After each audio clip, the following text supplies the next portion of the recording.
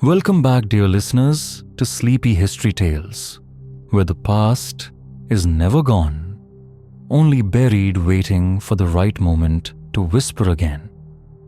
Each night we wander together through the forgotten, the concealed, the quietly dangerous truths tucked away in history's shadows. Tonight's tale is not merely a story, it's a warning. It is the macabre and unsettling history of the Blackthorne family, a once proud lineage from the wind-swept outskirts of rural Yorkshire, England. For generations they stood as pillars of their land, until their name was swallowed by darkness and silence became their only heir. On the very edge of a remote Yorkshire village, the Blackthorne homestead still loomed, a grim weathered relic of the early 1700s.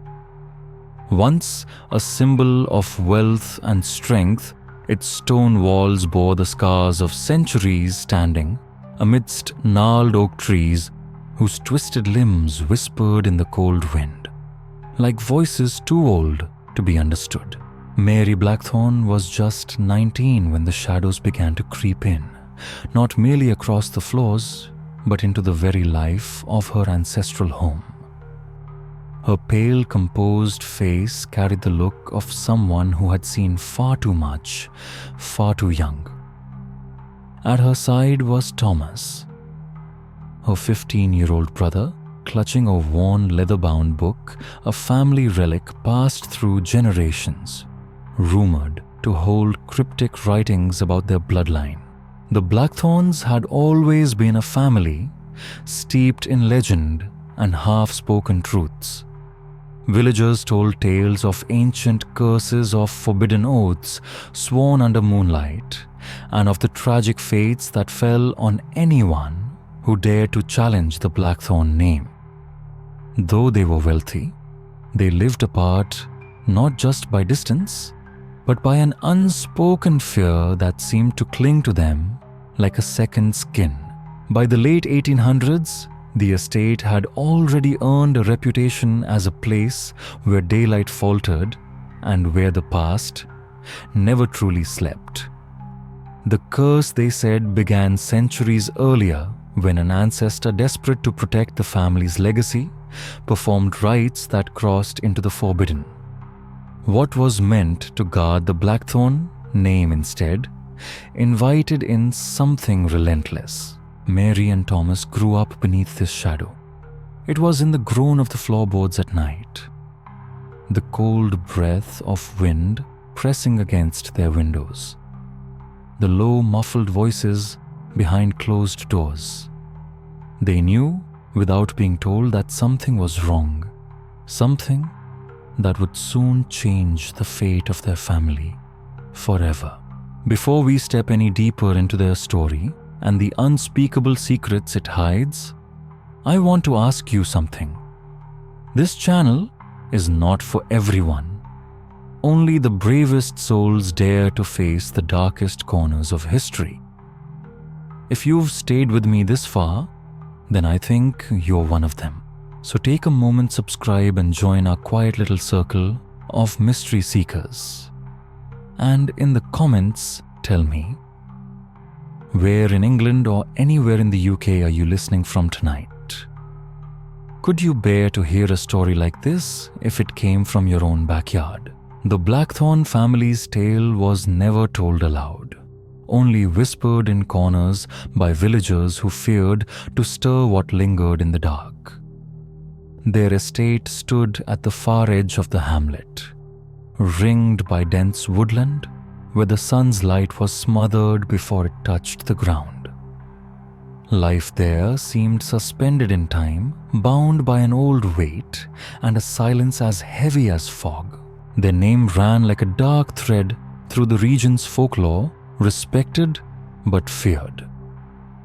Through the 1700s and 1800s, they were landowners, keepers of ancient customs that skirted the edges of the arcane.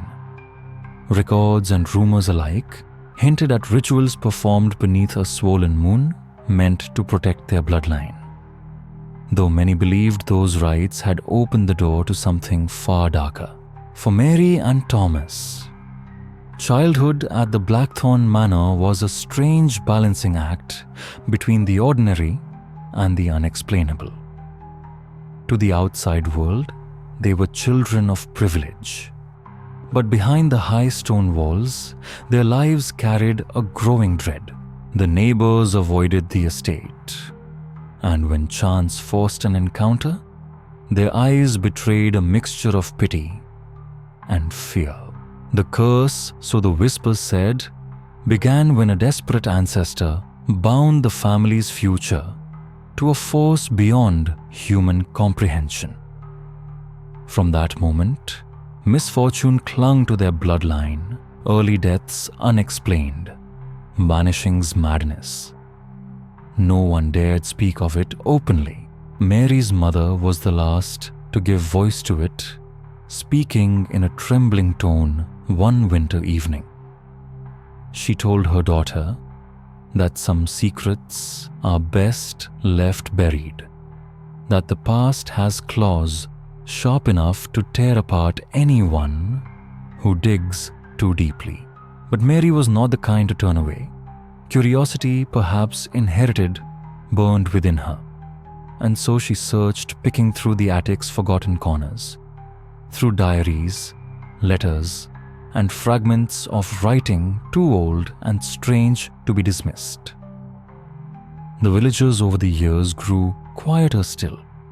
Their glances toward the Blackthorn Manor became fewer, shorter, until eventually they simply looked away. But in hushed kitchens and low-lit taverns, they spoke of strange things, lantern light swaying deep in the woods where no one lived. The unsettling sound of knocking in the dead of night, steady, deliberate, when every door in the village was bolted tight. Shadows that moved like living things yet belonged to no one.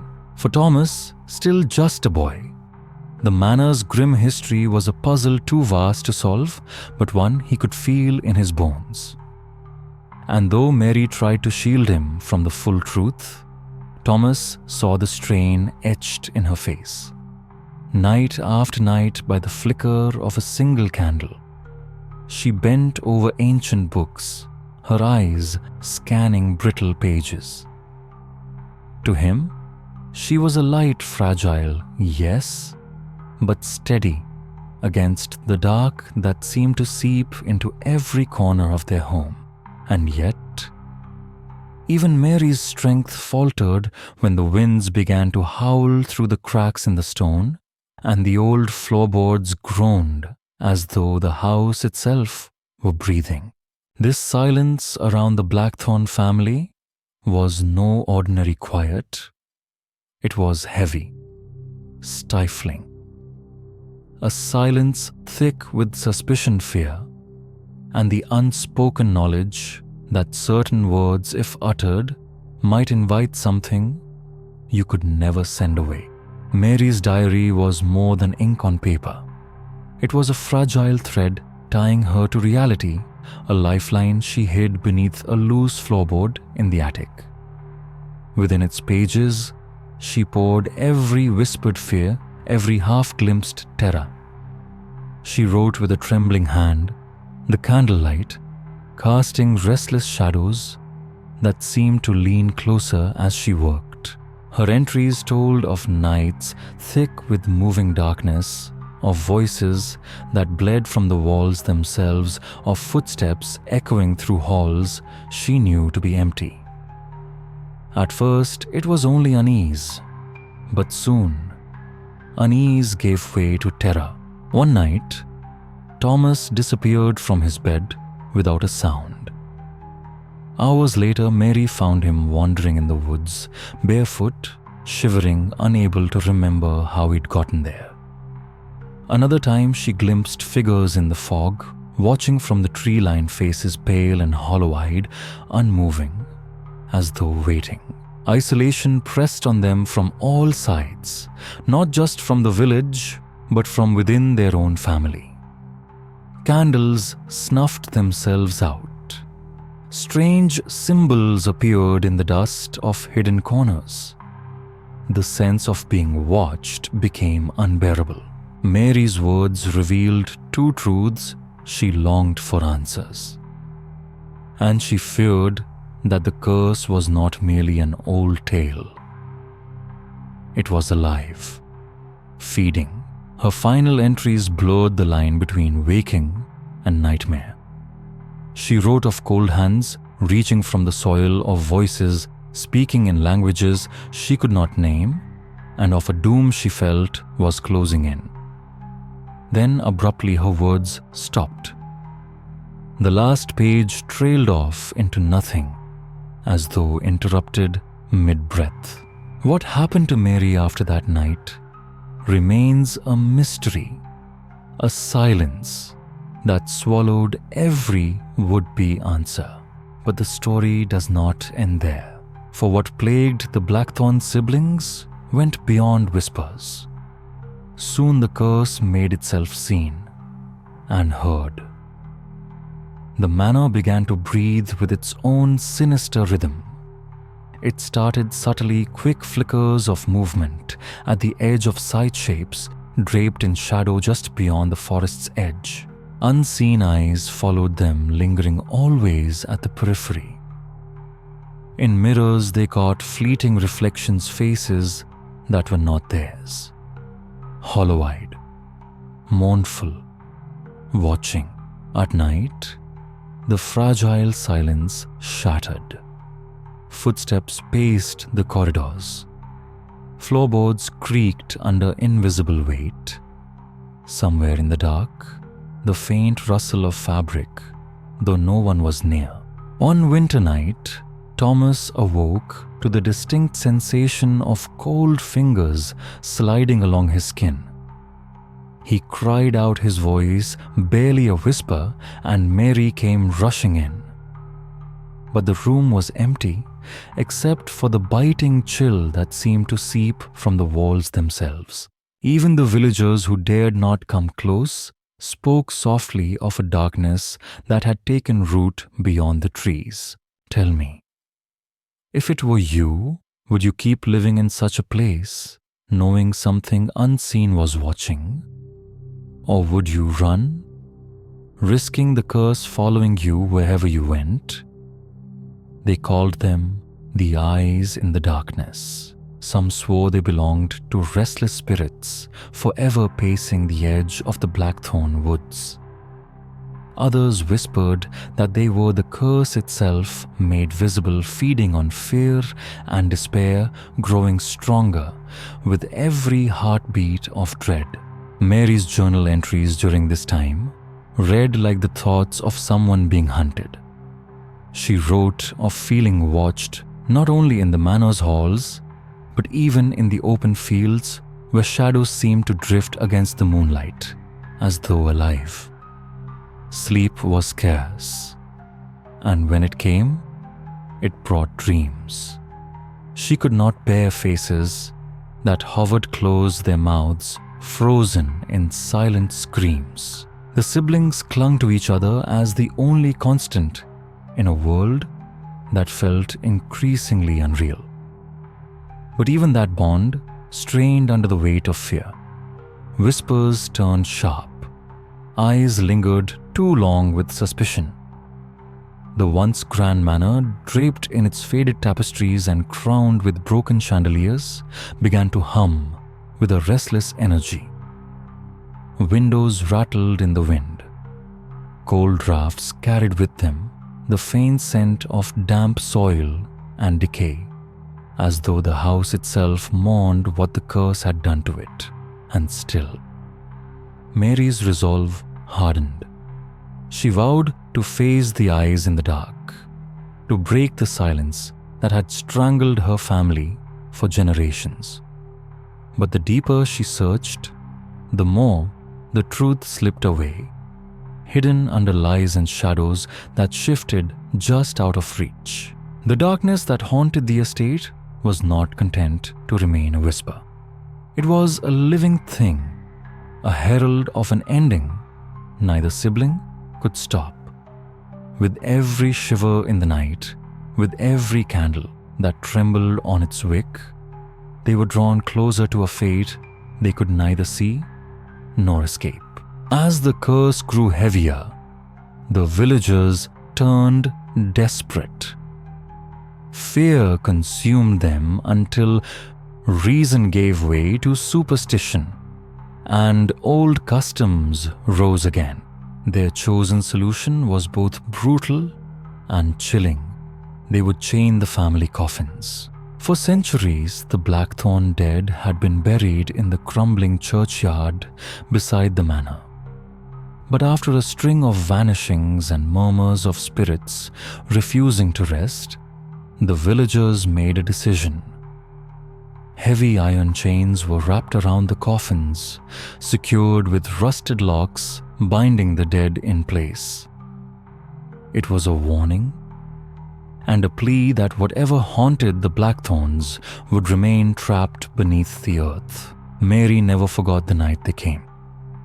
It was bitter winter, the kind of cold that turns breath into smoke and stiffens the air. The elders stood in the manor's entry. Their words hushed, their eyes fixed anywhere but on hers. They spoke of promises, broken pacts made with forces they did not understand. The chains they claimed would keep the evil down. But in their gaze, Mary saw the truth. No lock could hold what had already been unleashed. Inside the manor felt heavier than ever. The air was thick with damp rot, and every step seemed to echo against the walls. At night, Mary and Thomas would wander the halls, the imagined clink of coffin chains ringing in their ears like a lullaby from the grave. The chained coffins became a symbol, a mark of the family's fall from grace. Friends no longer visited. Relatives stayed away. The name Blackthorn was spoken only in half-breathed whispers. The curse had become more than legend. It was a tangible presence binding both the living and the dead. Mary refused to let it define her. But with each day, the walls seemed to lean inward, the chains feeling less like protection and more like a prison. Legends grew quickly. Some swore they heard the chains rattle on their own in the still of night. Others claimed mournful wails rose from the churchyard, low and aching just before the frost set in.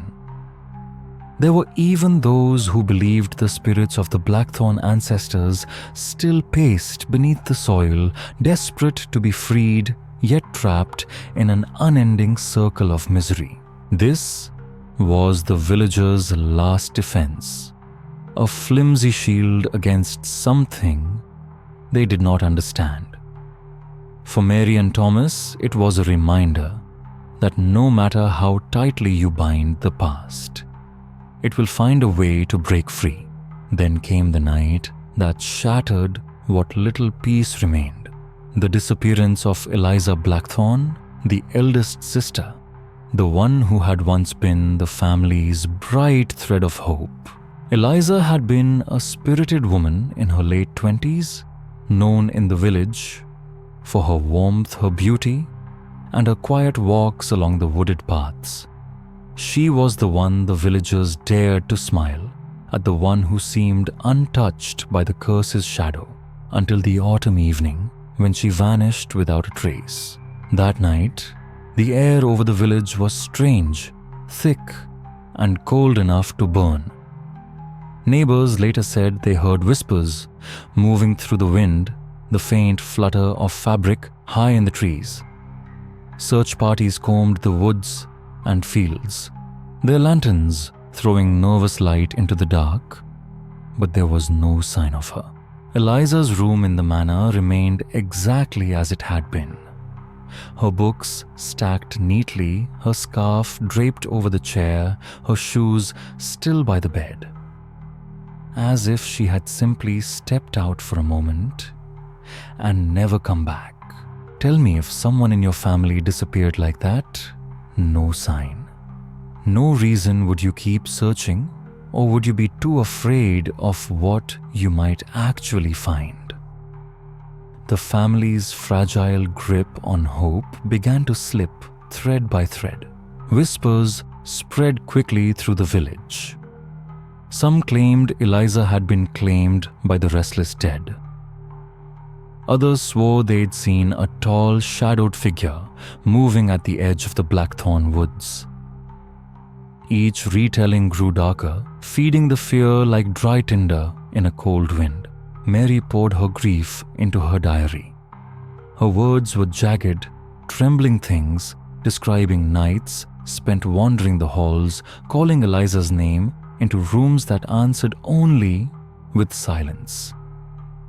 She wrote of the heaviness pressing down on her young shoulders, of Thomas's once bright eyes now clouded with a sorrow far too old for him, and the manor seemed to grieve alongside them. Doors slammed when no wind stirred. Lights flickered in rooms no one had entered. The air itself seemed to grow colder, as though Eliza's spirit lingered, caught halfway between worlds, tangled in the threads of the family's curse. Her disappearance deepened the rift between the Blackthorns and the villagers. For some, it was a warning proof that the manor's legacy was something to be avoided at all costs. For others, it was a wound they could not quite heal, a reminder that their silence might have helped doom her. Eliza's absence became a symbol, a turning point. A silent scream echoing through the halls, warning that the line between the living and the dead was fraying beyond repair. Winter came shrouding the estate in snow and shadow. The unanswered questions surrounding her fate seemed to grow colder with each day. And with that cold came something worse, the creeping signs of madness. The change was subtle at first. A strange murmur heard in the dead of night. Footsteps pacing in empty corridors. Sudden flashes of temper, or spells of deep despair that swallowed entire days. But as the weeks bled into months, those small cracks widened. The strongest among them became pale reflections of who they once were. Eyes vacant, words broken. Some whispered to people no one else could see. Others claimed voices urged them toward terrible acts, toward harming themselves or worse. The manor's narrow halls and shuttered rooms seemed to amplify these whispers until it felt as though the walls themselves were conspiring to break the family apart from within. Mary's diary became a chronicle of horror. She wrote of her mother drifting through the house, muttering fractured prayers to invisible figures clutching talismans that did nothing to ease her trembling. Her father, once stern and unshakable, fell into sudden fits of rage or hollow despair. A man trapped in a fight he could neither win nor escape. Even Thomas was not spared. His nights filled with dreams of figures reaching for him from the darkness. Some nights he woke screaming, unsure if the shadows he saw were part of the dream, or waiting for him in the waking world. The villagers' fear grew as word of the family's unraveling spread. They whispered that the curse was more than misfortune. It was a poison seeping into blood, bone, and mind. Old superstitions flared again. Bundles of herbs burned at the village's edge. Charms hung from doorways in a futile attempt to keep the darkness away. What had once been home was now a prison. Traditions lay in ruins. Relationships splintered. Hope thinned to nothing. And yet, Mary clung to a shard of determination. She scoured the family's oldest records, poring over the scattered journals of her ancestors. Each discovery brought her closer to an unthinkable truth that the curse was not some mindless fate, but something alive. It had will. It had hunger. And it was changing. The signs of madness, she realized, were not symptoms. They were warnings. And almost no one understood them until it was far too late. One night, in the depths of her search, Mary stumbled upon something hidden. A false wall in the manor's cellar, so skillfully concealed that she nearly passed it by. Behind it lay a chamber untouched by time. The air was heavy, thick with incense and something far less holy. Symbols older than the manor itself were carved deep into the stone walls. Bundles of dried herbs hung like shriveled offerings from the ceiling. On the table lay parchments covered in writing so old and cryptic that the ink had bled into the fibers. The smell of dust and decay clung to her clothes. The cold, there was unlike any winter chill it felt. Purposeful, as though the room itself resented her presence. Tell me, if you had found that hidden room, would you have stepped inside? Or would you have sealed the wall again and walked away? The rituals Mary uncovered were unsettling to say the least. These were not the harmless superstitions one might expect from an old isolated family. They spoke of blood oaths sworn under moonless skies, of offerings made to shadowy entities, and of invocations designed to bind the Blackthorn fate to powers far beyond human comprehension. And they were deliberate. Calculated acts, not accidents meant to protect the bloodline at any cost, even if that cost was a darkness that would one day consume them all. Mary's heart pounded as she read those brittle, fading texts. The warnings were stark. Breaking these sacred bonds would invite ruin, but keeping them meant living in chains of fear, suspicion, and despair. It was a choice no one should have to make. Yet, it had been passed down for generations like the curse itself. The villagers had their own understanding of these rites, part truth, part legend. Old stories whispered of gatherings deep in the woods, masked figures dancing around firelight, chanting strange incantations, either to keep enemies away or to keep something within from slipping free. In the shadows between folklore and fact, the line between protection and damnation blurred until it was impossible to tell which side of it the Blackthorns stood on. Mary began to understand. The curse was not just in their blood, it was in the earth. The soil beneath the manor was steeped in it. The strange cold spots, the feeling of being watched, the whispers in empty rooms. All were rooted in this dark covenant. And those who dared question it had paid dearly, their fates sealed in tragedy. She knew she had reached a crossroads. To uncover the full truth risked stirring forces best left alone. But ignorance was no longer safety. Somewhere within these rituals lay the key to breaking the curse if she could find the courage to face it without being swallowed whole. The chamber's relics were grim reminders of the price her family had paid and continued to pay. Each symbol, each bone talisman, each brittle parchment was a thread in a web too vast to see in its entirety.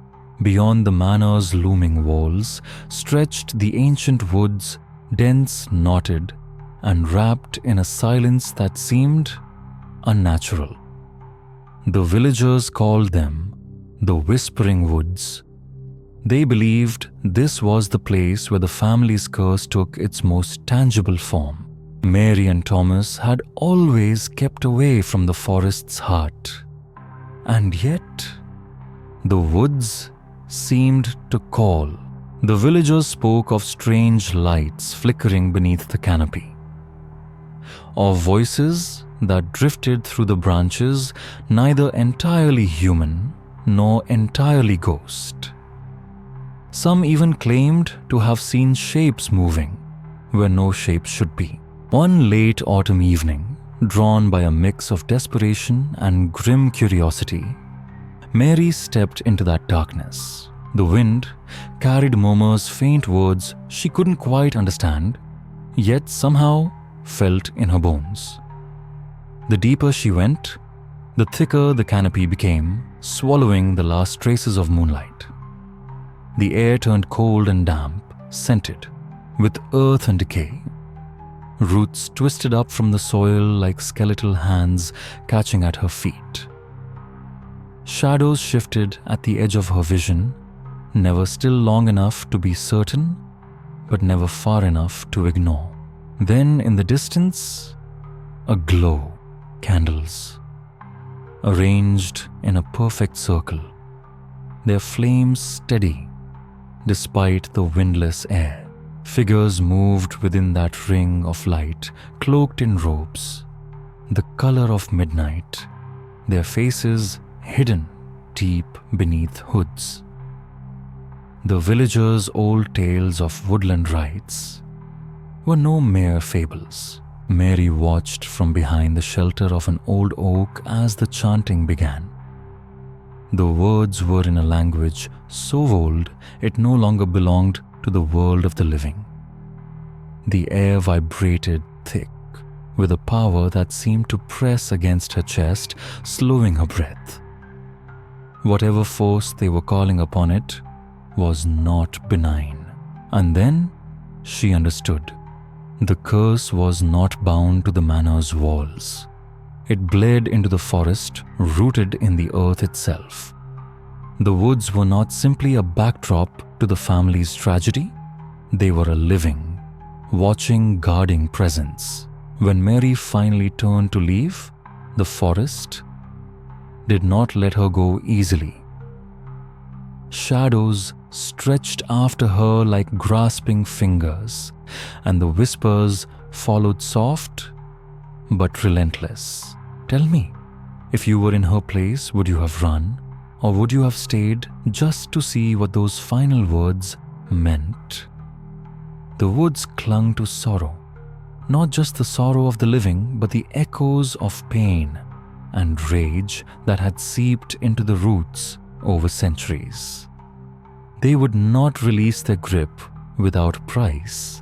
Long before Mary and Thomas ever drew breath, the fate of the Blackthorne family had been sealed bound by a pact so dark it was whispered only in the oldest, most brittle pages of the family's hidden archives.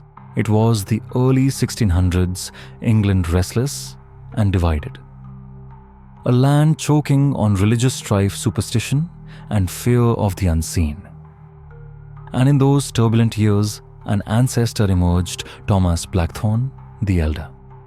Facing ruin at the hands of rival families and political enemies, he sought power not from crown or clergy, but from the shadows. The legends spoke of his choice, desperation sharpening into resolve. Guided by forbidden texts, he journeyed deep into the forest to a place where the trees themselves seemed older than the world. There, beneath the gaze of a blood-red moon, he forged a bargain. The ritual was described in unflinching detail. Blood spilled over sacred stones, chants in a tongue not spoken for centuries, and at the final moment, a binding oath sworn to an entity that was neither living nor dead, something that dwelled between worlds, both protector and jailer. In exchange for strength, protection, and a long reign, the Blackthorne line would bear a curse without end.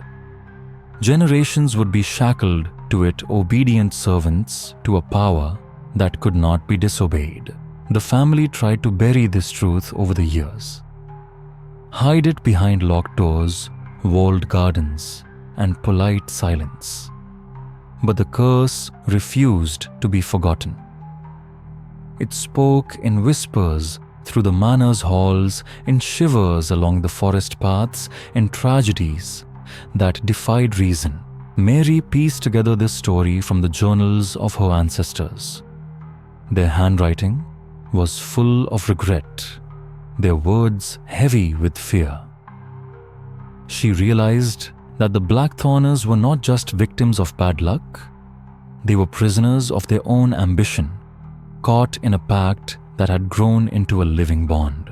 The weight of that knowledge was almost unbearable, but within it, she saw a glimmer of hope.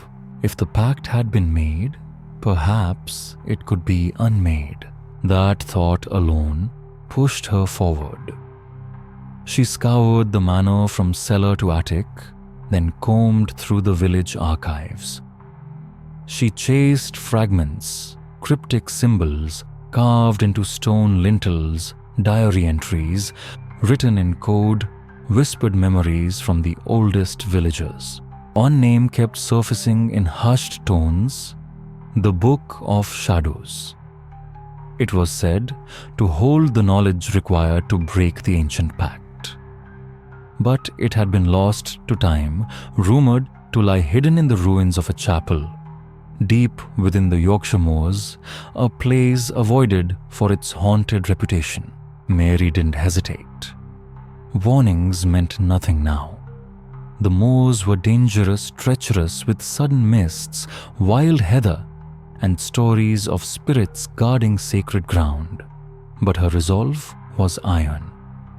Thomas insisted on going with her, his presence a fragile light against the shadow pressing in.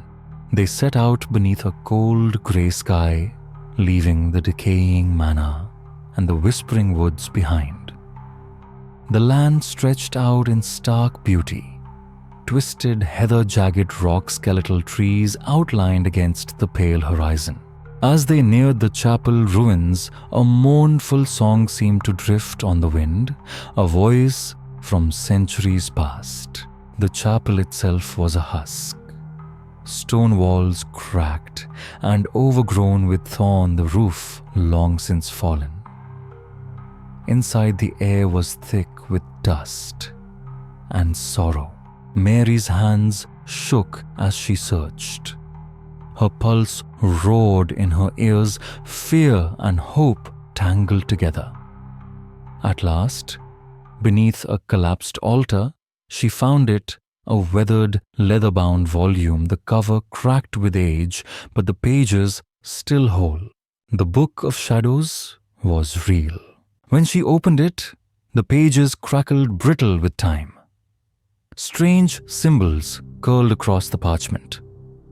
Ink faded, but still legible. The text spoke of the curse's true origin, the Blackthorn bloodline bound to that same otherworldly entity, a force hungry for souls, but bound by ancient laws. It was here she found the truth. The entity was not simply a destroyer. It was also a gatekeeper. Breaking the curse would mean confronting it directly, severing a bond that had lasted for centuries. But the warnings were everywhere in the margins, in frantic scrawls left by ancestors who had tried and failed. The rituals required not only courage, but sacrifice. They demanded the seeker face their darkest fears and resist the shadows that clung like a second skin. Among the instructions was a rare and ominous requirement, a nightshade bloom found only in the deepest reaches of the cursed forest. Without it, the cleansing rites would fail, and the curse would not just survive, it would grow stronger. Mary closed the book with shaking hands. The path forward was clear, but it was paved with danger. The journey ahead would test her mind, her courage, and perhaps her soul. And for those of you listening tonight, what would you do? Would you risk everything for the faintest chance of breaking such a curse? The curse was awake. It had felt her intent the moment she opened the Book of Shadows, and it would not let go without a fight. The shadows that prowled the manor halls and stalked the edges of the woods were not passive hauntings. They were guardians of the packed wardens of the darkness, ready to consume anyone foolish enough to challenge their hold. With Thomas at her side, Mary began her preparations. Supplies were scarce, but she took what she could carry: herbs, salt candles, the book, and a small blade. The rest she carried inside her determination and the fragile spark of hope that the book had lit within her. The rare nightshade bloom was the key, and the cursed forest was the only place it grew. The villagers' warnings rang in her mind as they approached the tree-lined stories of a place where the veil between worlds thinned, where unseen forces walked openly. Mary knew those tales held truth, but the truth was darker still. Under the canopy, daylight vanished. Only fragments of dull grey light slipped through the branches. The air was damp, heavy with the smell of moss decay. And something else. A faint, sour scent, almost alive. The forest shifted around them. Shadows moved in their peripheral vision, melting away when they turned to look. Whispers rose from the earth, voices, just out of understanding, too low to catch, too insistent to ignore. Roots rose like the bones of some buried creature, catching at their boots. Thorned vines lashed at their clothes, drawing thin lines of blood on exposed skin. The deeper they went, the stronger the forest's resistance grew, as though it recognized their purpose. Hours passed, the ground turning treacherous beneath them. Then, just as Mary's hope began to waver, she saw it. A cluster of dark, glossy leaves and fragile purple blossoms. Nightshade. Beautiful, deadly. She knelt, careful not to crush a single petal. As she cut, the stem triumph rose in her chest, but so did dread. The air thickened. The forest's whispering became urgent, frantic, as if the ground itself was warning her to leave. Their return was worse. Fog spilled across the path in a heartbeat, dense and cold, hiding the way. Footsteps paced them in the mist, too many to count. Pairs of eyes glowed faintly in the dark, watching. Mary gripped Thomas's hand, her pulse hammering, and pushed forward. This was no longer a journey. It was a battle. When they finally emerged from the tree line, the nightshade bloom clutched in her hand. It felt like crossing back into the realm of the living. But the forest had not given up. It had only let them go for now. Back at Blackthorn Manor, the house felt heavier, the air thicker. Mary wasted no time. She laid out the ritual exactly as the Book of Shadows instructed: a circle of salt and herbs candles placed at cardinal points. The nightshade bloom resting in the center as an offering. She took up the small blade, pricked her finger, and let a single drop of blood fall onto the petals. The scent of burning herbs filled the room as the ceremonial fire caught flames, painting the cracked walls with gold and shadow. Her voice rose in chant. The words strange, yet eerily familiar. The fire flared, the air pulsed, and she felt the boundaries between worlds thin. Then the wind came cold, unnatural, snuffing out 3 candles at once. Shadows rippled up the walls like ink in water, stretching into shapes that whispered to her promising relief or ruin. Mary's heart pounded, but her voice did not falter. The curse was testing her, and it would not win.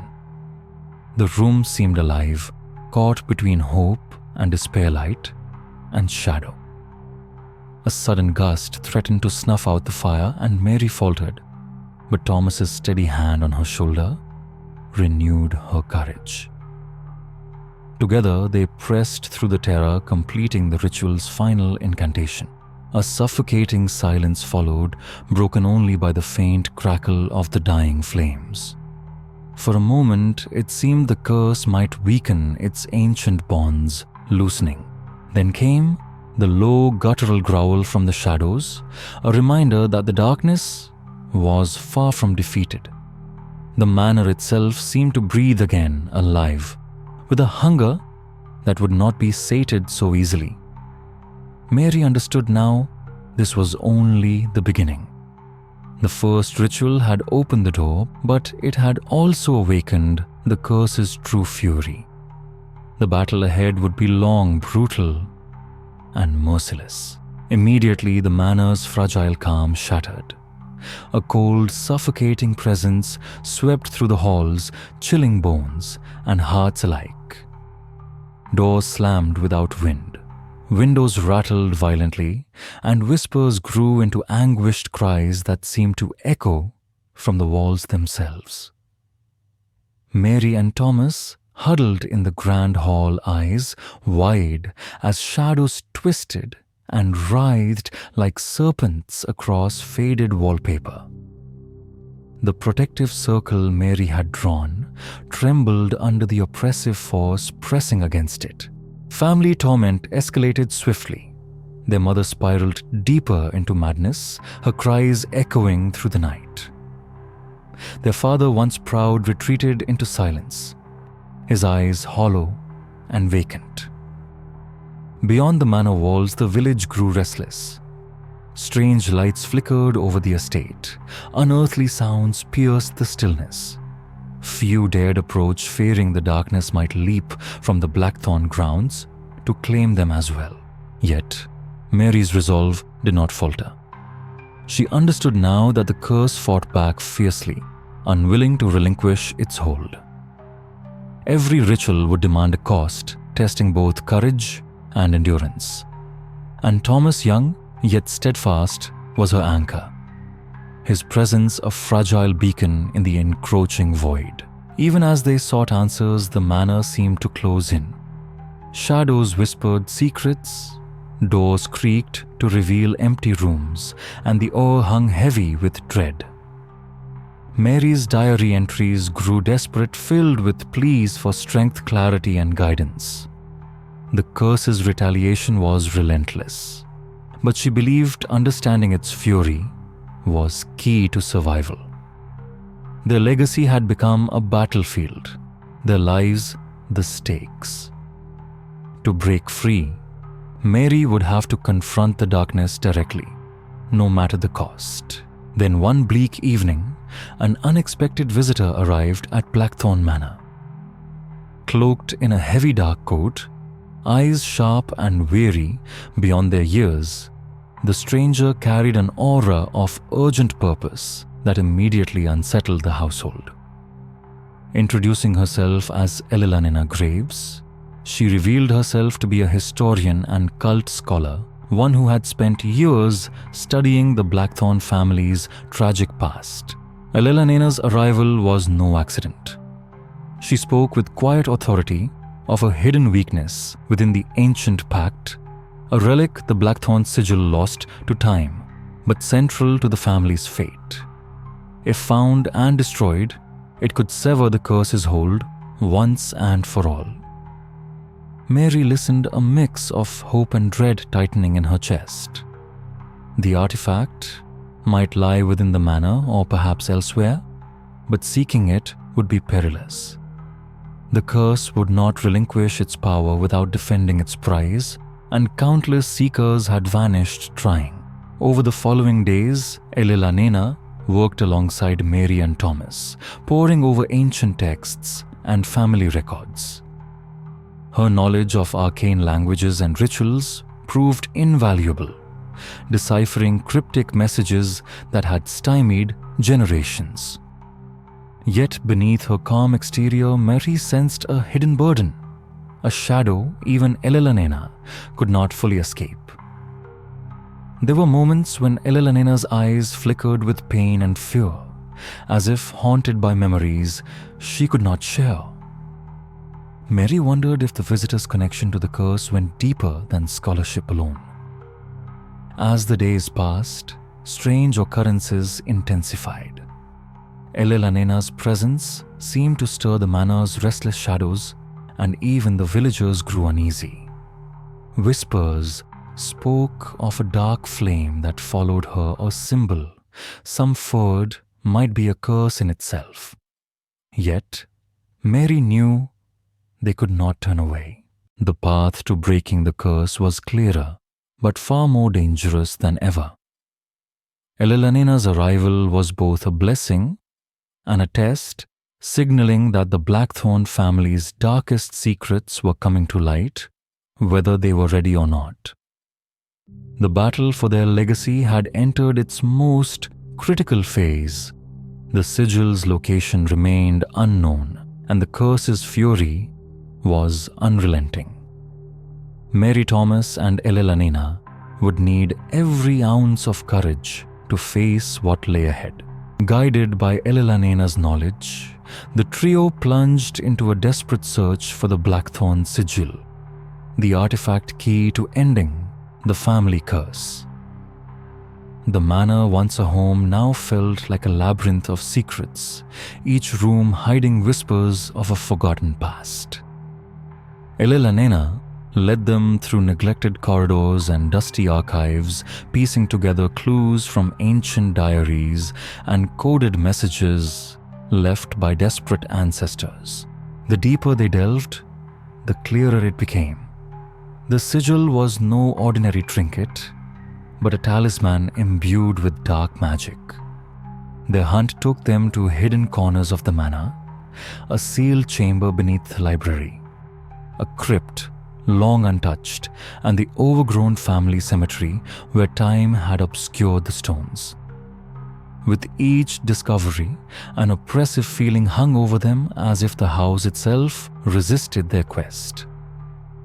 Mary's nerves frayed, yet Elelanena's calm presence steadied them, while Thomas's sharp eyes caught details others missed.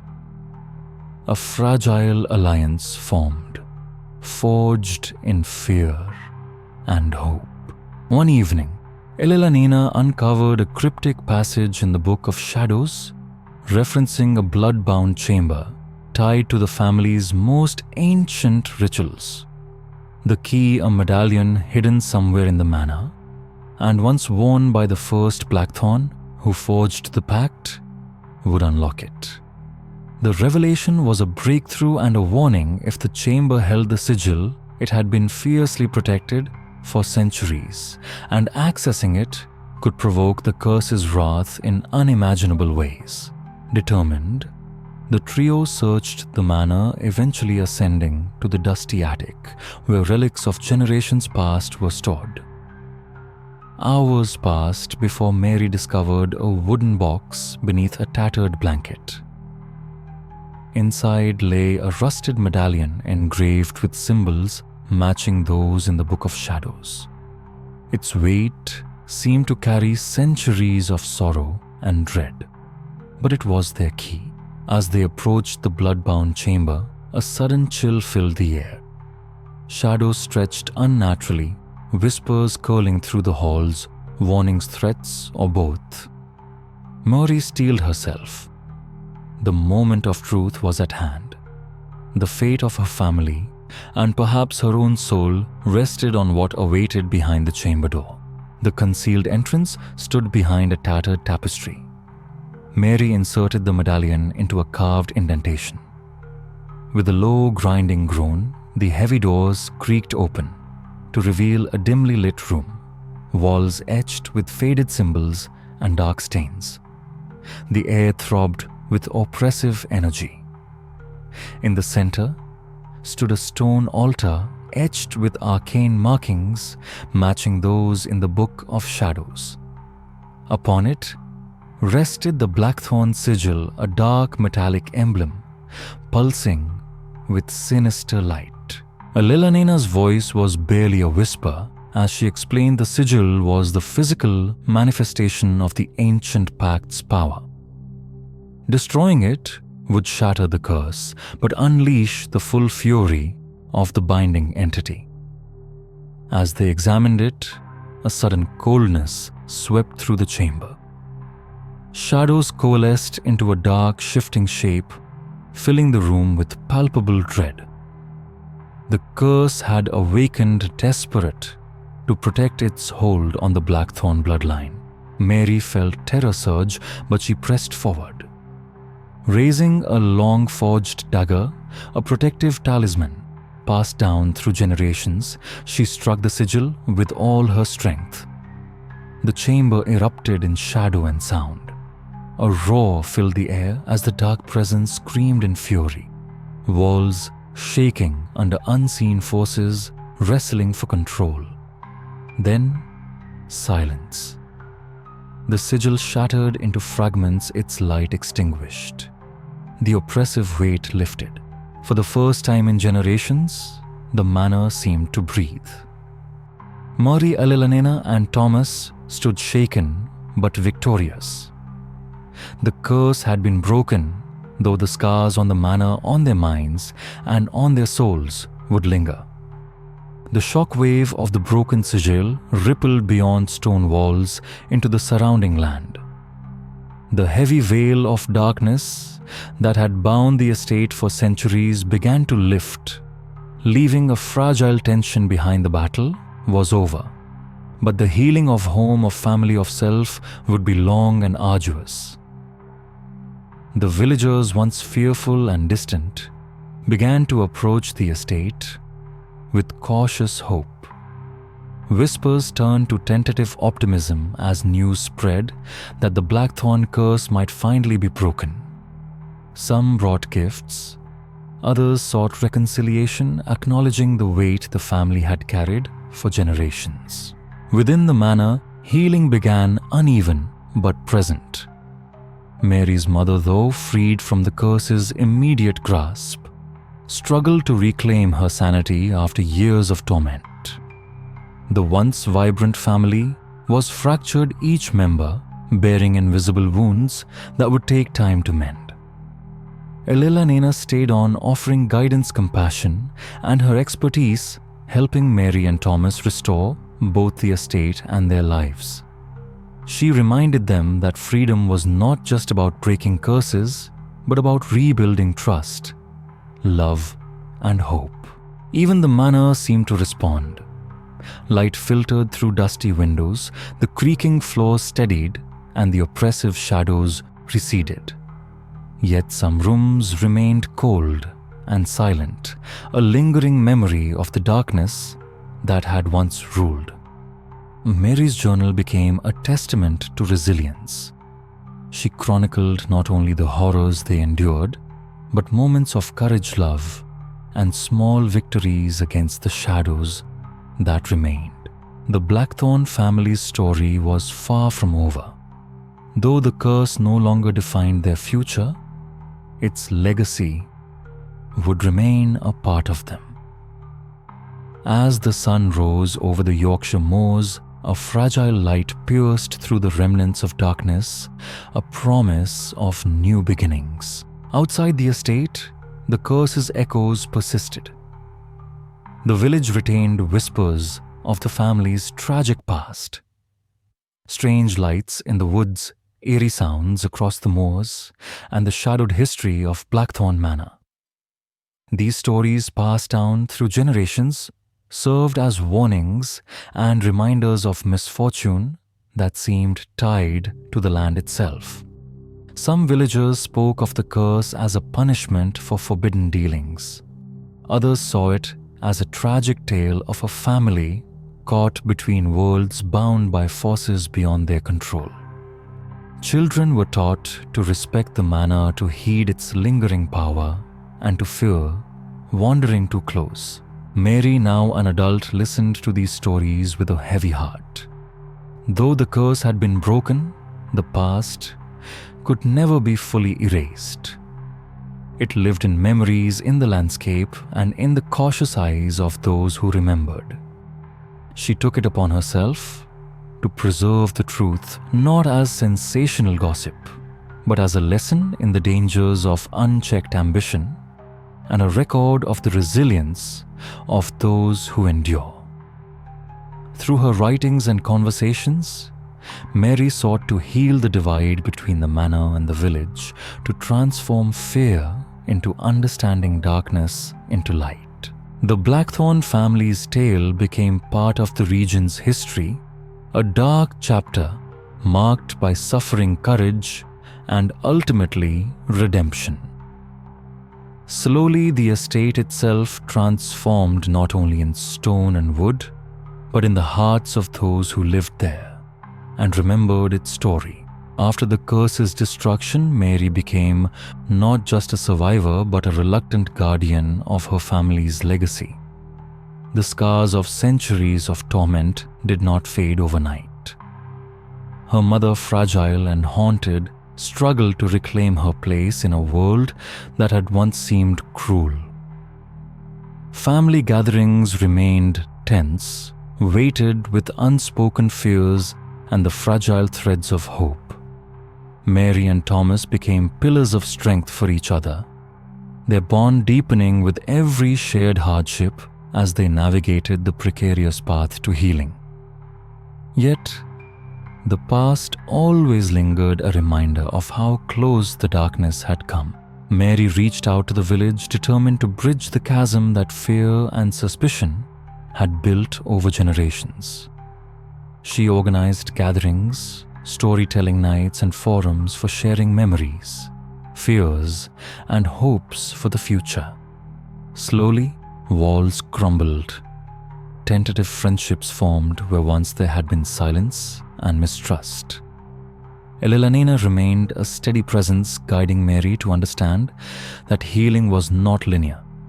Together, they explored remedies, therapies, and rituals, not to summon darkness, but to cleanse, protect, and restore. The Book of Shadows, once a symbol of doom, was repurposed as a guide for renewal. Community efforts flourished, and the Blackthorn estate, long a place of dread, became a place of cautious hope and quiet resilience. A home slowly reclaimed both in stone and in spirit. The villagers helped restore the manor's crumbling gardens, planting new life where weeds had once held dominion. Children played along the estate's edges, their laughter a balm to the air that had long carried sorrow. Yet Mary knew the family's story was not only one of curse and suffering, but also of resilience and renewal. She began documenting their journey, every triumph and trial, in detailed journals, hoping future generations would learn from their struggles without fear or shame. Slowly, the estate shed its reputation as a place of horror, becoming a symbol of endurance and hope. The Blackthorn family, once burdened by darkness, reclaimed their story and forged a new legacy, not of curse, but of courage. Just as the family and village began to heal from the curse's long shadow, an unsettling discovery threatened to pull them back into darkness. While clearing debris in the manor's cellar, Thomas stumbled upon a hidden compartment beneath the floorboards. Inside lay a dusty, iron-bound chest, locked with rusted chains but slowly yielding to time.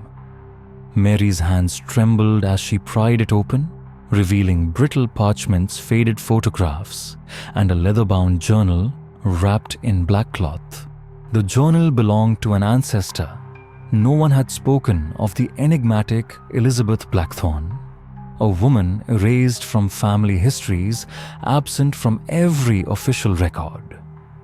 As Mary read, a new and troubling chapter unfolded. Elizabeth's writings depicted a woman caught at the crossroads of power and despair. Her entries described secret nocturnal rituals, cryptic warnings of a darkness entwined with the Blackthorn bloodline, one that had not been fully broken by the destruction of the sigil. Elizabeth wrote of a second, older and far more sinister pact predating Thomas the Elder. This bond, she warned, could revive the curse in unforeseen ways. She detailed her desperate attempts to contain it, including a sealed tomb beneath the manor grounds where the family's darkest secrets were locked away. The key, a small ornate locket hidden somewhere on the estate, the only safeguard against the curse's resurgence. Mary's mind raced. How had this secret been kept for so long? Why had Elizabeth's warnings been ignored or forgotten? And most terrifying of all, what if the curse was not truly broken, but only waiting for a chance to return? Ellelanena, upon reading the journal, confirmed the danger. The ancient magic binding the Blackthorns was layered and complex. Breaking the sigil had weakened one part, but deeper shadows remained tethered to the family's fate. Determined to protect her family and the village, Mary vowed to find the hidden locket and secure the sealed tomb before the darkness could rise again. The discovery united Mary Thomas and Ellelanena in a renewed mission, plunging them into the manor's forgotten depths and into mysteries older and darker than they had ever imagined. A heavy silence settled over the Blackthorn Manor as they prepared. The air grew colder, and the familiar creaks and groans of the house seemed to whisper warnings as if the walls themselves begged them to turn back. Guided by Elizabeth's journal, they traced a path to a hidden trapdoor beneath an ancient rug in the east wing. The floorboards were worn thin from centuries of neglect, and dust motes danced like restless spirits in the lantern light. Mary lifted the heavy door, revealing a narrow staircase spiraling downward into darkness. The smell of damp earth and decay hit them instantly, a reminder of the secrets buried long ago. Each step echoed through the cramped passage, the only sound besides their cautious breaths. At the bottom, a vast subterranean chamber stretched before them, lined with stone pillars carved with arcane symbols, worn yet still potent with ancient magic. In the center stood a massive iron-bound coffin, its surface etched with the Blackthorn crest tarnished by time, but unmistakable. Around it, relics of forgotten rituals were scattered, burnt candles, cracked chalices, and faded parchment covered in cryptic script. Shadows clung to the chamber's corners, waiting for them to falter.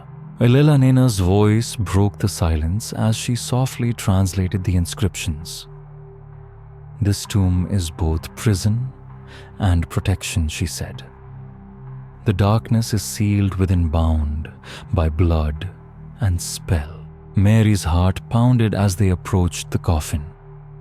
The journal had warned that it contained the source of the Second Pact's power, a slumbering darkness that could awaken with devastating fury. Thomas, clutching a lantern, shivered. "What if we're too late?" Mary steeled herself. "We have to try, for all of us." They examined the coffin's lock, a complex mechanism that required the ornate locket Elizabeth had described the family's final safeguard. Ellelanena carefully retrieved it from Mary's pocket. Its surface was cold, heavy with significance. The lock clicked open, and the coffin's lid groaned as it shifted. Inside lay darkness, not merely the absence of light, but a palpable, twisting shadow that writhed and pulsed with life. A chill swept through the chamber. Shadows thickened. A low, guttural whisper filled the air, echoing with voices of the past, warning them to turn away. The remnants of the curse were not willing to surrender. Mary felt a surge of fear but forced herself forward.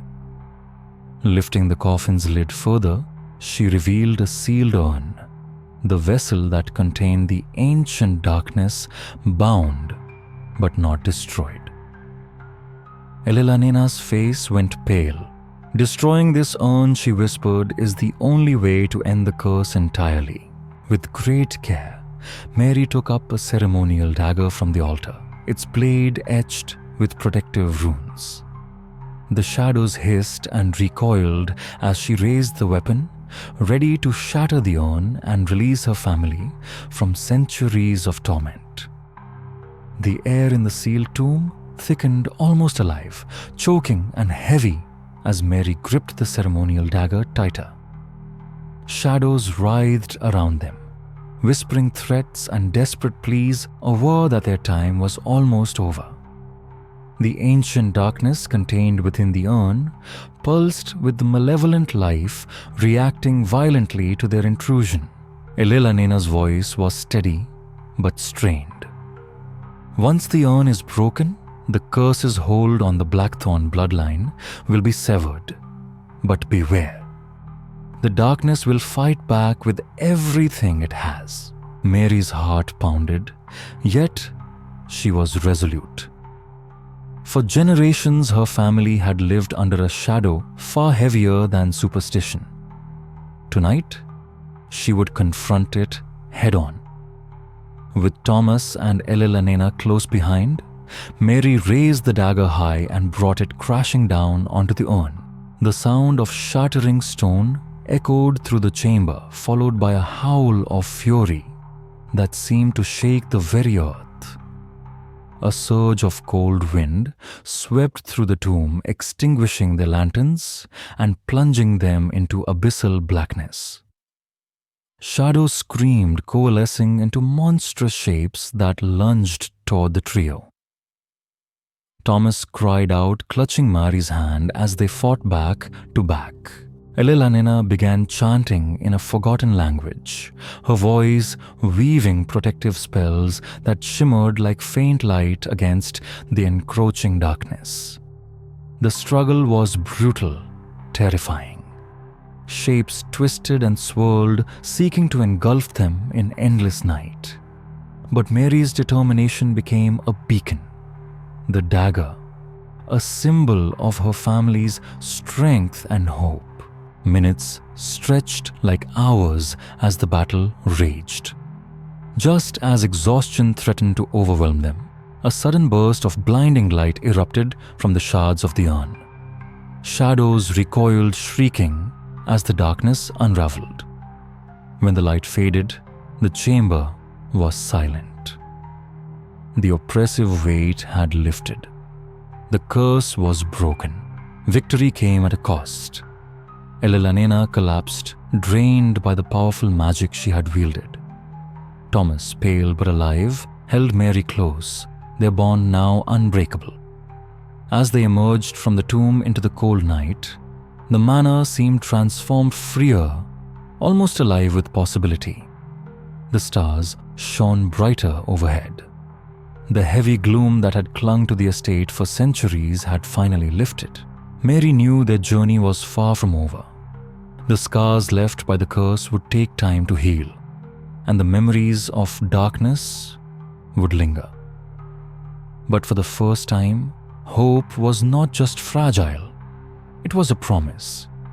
The Blackthorn family's legacy was no longer one of fear and torment, but of courage, resilience, and the enduring power of light against overwhelming darkness. The breaking of the curse rippled beyond the manor walls. Life began to return to the estate and the surrounding village in subtle but powerful ways. Mary Thomas and Elellanena emerged not as victims but as survivors. Their bond forged in trials no one else could understand. The manor, once a prison of despair, now breathed under soft morning light, filtering through once dusty windows. The villagers, once distant and fearful, slowly embraced the Blackthorns again. Old wounds began to heal. Cautious optimism replaced whispers of dread. The curse's terrible legacy remained, but it no longer defined the land or its people. Mary dedicated herself to documenting the truth behind the Blackthorn curse, determined that the lessons of the past would not be forgotten or twisted into fearsome legend. She held gatherings where villagers shared memories, confronting darkness together and finding strength in unity. The estate's gardens blossomed, tended by villagers and family alike, symbols of life and renewal. Children's laughter rang out once more. Near the manor gates, a stark contrast to the silence that had once pervaded. Yet, Mary understood that healing was not a destination but a journey. The scars of the curse ran deep, etched not just in stone and soil but in hearts and minds. But with hope as their guide, the Blackthorns vowed to forge a future free from the shadows of the past. Elelana's time at the manor eventually came to an end, but her impact endured. She left behind knowledge and strength, a beacon for the family to continue their fight against darkness in all its forms. As the sun set over the Yorkshire moors, Mary stood by the manor's window, gazing over the land her family had once lost to shadow. The past was a heavy weight, but now it rested beneath a mantle of resilience, hope, and the promise of brighter days to come. The Blackthorn story was no longer merely a tale of horror and curse. It had become a story of courage, sacrifice, and the unbreakable human spirit, a legacy buried for centuries now brought to light. Even as the manor stood restored and the curse lifted, the shadows of the Blackthorn legacy continued to echo through the village that had once shunned them. The past has a stubborn way of lingering, especially when its tales are woven into the very fabric of a community's memory. Mary found herself drawn into the village's stories, attending gatherings in the local pub, and listening to the hushed whispers that drifted through the night. Old-timers spoke cautiously of unexplained events that persisted even after the curse was broken. Strange lights flickering near the woods, soft cries carried on the wind, sudden chills with no source. Some villagers attributed these occurrences to lingering spirits, restless souls tied to the manor's dark history. Others saw them as remnants of fading superstitions, slowly eroded by time. Yet the unease in the air was palpable, a reminder that darkness once rooted rarely disappears completely.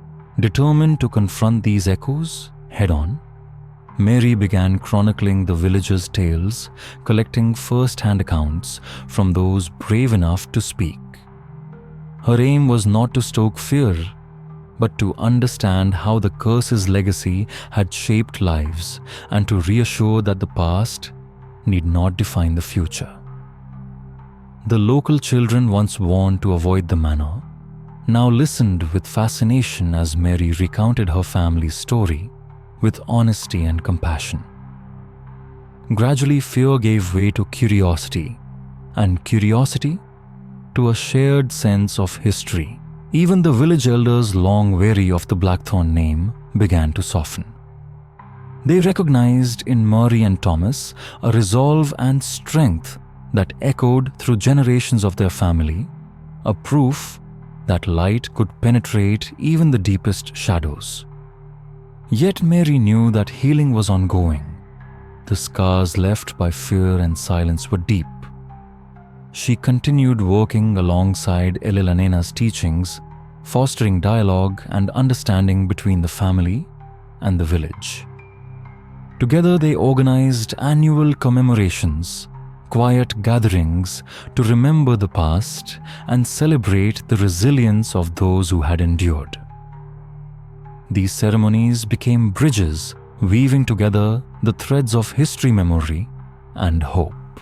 As the village embraced its past rather than fearing it, the Blackthorn legacy transformed from a tale of curse and despair to one of unity and strength.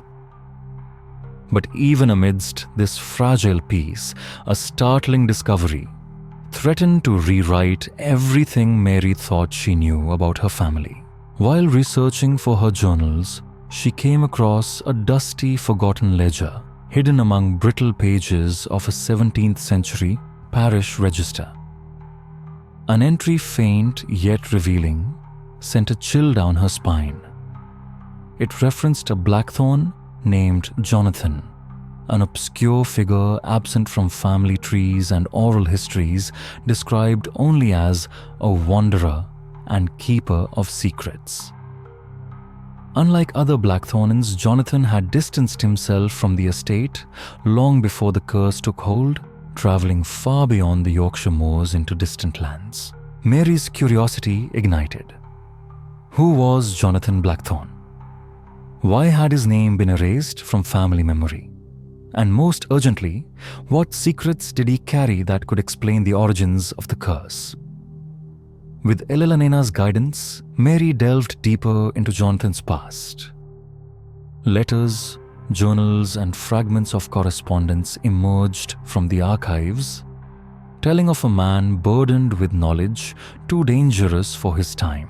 Jonathan's writings hinted at an ancient force lurking beneath the Blackthorn estate, long before the family's dark pact, a power tied to England's forgotten pagan past. He spoke of rituals performed by old clans, ancient guardians wielding nature's raw energy, and a prophecy warning that a bloodline would suffer should that power be misused. His departure from the estate was not mere flight. It was an attempt to protect his family from forces he could not control. Mary felt the weight of Jonathan's story, as though the past itself had reached out to touch her. His sacrifice had been hidden beneath layers of shame and fear, lost to time but never entirely erased. The revelation deepened the mystery, reminding her that the Blackthorn legacy still held secrets waiting to be uncovered. The Blackthorn curse was far more than a simple pact. It was entwined with ancient magic betrayal and desperate attempts to contain dark powers beyond comprehension.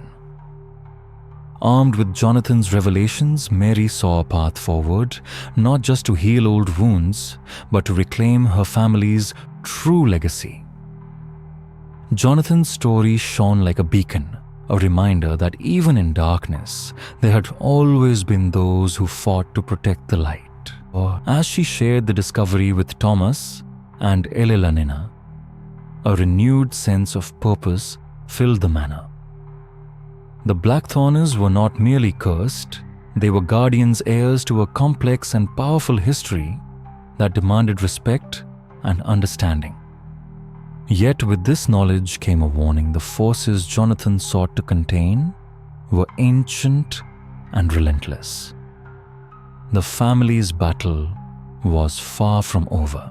Mary spent restless nights poring over Jonathan Blackthorn's journals. Each page wove a tapestry, darker and more intricate than she had imagined. His words spoke of secretive clans, ancient guardians who protected the land with rites older than Christianity itself.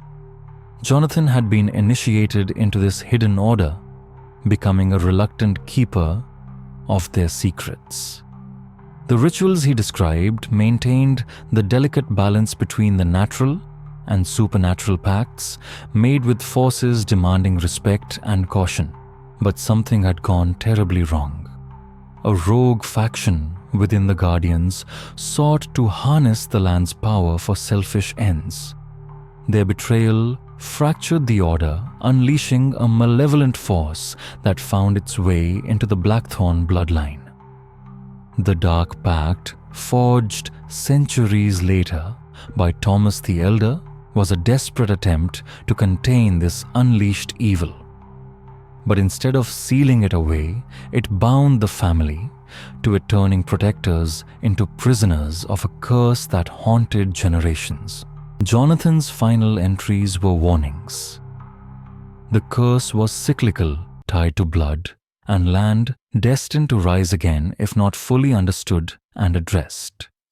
He spoke of a hidden ritual, a rite of cleansing and renewal that could sever the dark ties if performed by the rightful heirs. Mary's heart raced.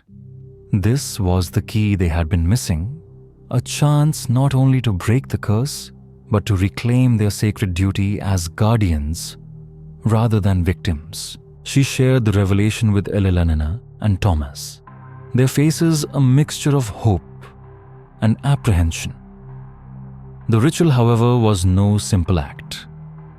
It required ancient relics scattered across the estate and precise timing aligned with the cycles of nature, a dangerous undertaking demanding unwavering courage. The manor, once a place of fear, would now become the stage for the final reckoning. The night air was heavy and cold as Mary Thomas and Elelonena gathered in the grand hall, transformed for the first time in centuries into a sacred space. Relics and symbols collected according to Jonathan's instructions were arranged with meticulous precision. Candles flickered in iron sconces, casting long quivering shadows against the stone walls as if the house itself held its breath. Mary's heart pounded in rhythm with the storm gathering outside, a tempest mirroring the storm within. This ritual was their last hope, a fragile thread stretched between salvation and eternal darkness. Elelonena began the incantations, her voice steady but urgent, calling the ancient guardians and invoking the forces of balance. Thomas and Mary joined hands, reciting their parts with trembling voices that grew stronger with every word. The talismans they wore pulsed with a faint, otherworldly light, connecting them to powers far greater than themselves. As the ritual progressed, the atmosphere shifted. Shadows deepened, curling and twisting in resistance. A low hum filled the room, vibrating through the walls and floor, a sound both terrifying and familiar. Then a chilling wind swept through the hall, extinguishing all but a few candles.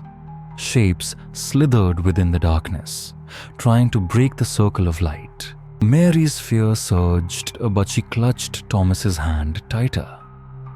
Elelonena's voice rose above the chaos, weaving protective spells that shimmered like silver threads through the gloom. The malevolent presence fought with desperate fury, shadows reaching like claws to snuff out the light. The temperature plummeted, their breath turning to mist as they struggled to maintain the delicate balance. Then, in a blinding flash, the darkness recoiled. Radiant light burst from the talismans, spreading through the manor like wildfire. The shadows screamed, dissolving into nothingness. Silence fell thick and complete. The oppressive weight lifted, replaced by a profound calm that felt almost unreal. Mary collapsed, exhausted but triumphant. Thomas and Elelonena embraced her, tears mingling with the sweat of their struggle. The manor seemed to breathe anew, the shadows banished at last. The ancient guardians, once whispers in dusty tomes, had been called home, and the Blackthorners were finally freed from their dark fate. As dawn broke over the Yorkshire moors, Mary knew that while the curse was lifted, its scars would linger. The journey had changed them all, marking a legacy of strength forged in the fires of darkness and light. The manor stood bathed in a soft glow, a stark contrast to the centuries of shadow it had endured. Mary Thomas and Elena stood together at the threshold, the air lighter, yet heavy with the weight of all they had endured. The curse that had defined their lives was finally broken, but its echoes remained in the bones of the land and the hearts of the people. They had faced ancient darkness and emerged not as victims, but as survivors, custodians of a fragile, reclaimed legacy. Mary gazed across the estate, seeing not just a place scarred by history, but a symbol of resilience and hope. The long road of healing stretched ahead for her family, the village, and the land they shared. She thought of Jonathan Blackthorne, the forgotten ancestor whose courage and wisdom had paved the way.